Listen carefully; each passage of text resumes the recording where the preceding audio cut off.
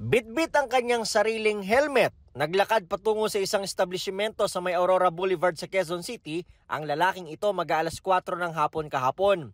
Ilang saglit pa, makikita siyang may inaalis na motorsiklo sa parking area.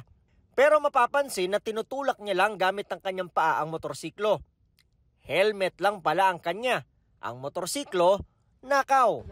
Ang totoong may-ari ay si Dion Mark na noon daw ay nasa isang bilyaran at pinarada lang ang kanyang motor. Laro-laro lang po, tapos kumain kami ng mga kaibigan. Pauwi na po ako eh. Hindi, pauwi na po ako nun eh. Tapos napansin ko po na wala na yung motor ko. Agad namang nahuli ang security guard na suspect ng mga taga-anti-carnapping unit ng Quezon City Police District. Tuloy-tuloy po ang ating backtracking hanggang matunto natin siya sa may Imperial Street ng Barangay E. Rodriguez na the bit ang nasabing motorsiklo. Umamin ng suspect sa pagnanakaw. Dala lang daw ng kagipitan kaya nagawa ang krimen. Nagawa kasi ng motor ko sir, nabenta ko po noong November 2. Then naghahanap po ako ng paraan para po makabawi sir yung motor ko na binenta sir.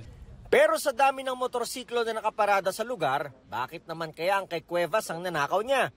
Yun po yung natupuhan ko sir na kuwain po na kasi wala po susi, hindi po siya nakapadlock sir. Ayon kay Cuevas, hindi niya raw nailak ang manibela ng kanyang motor.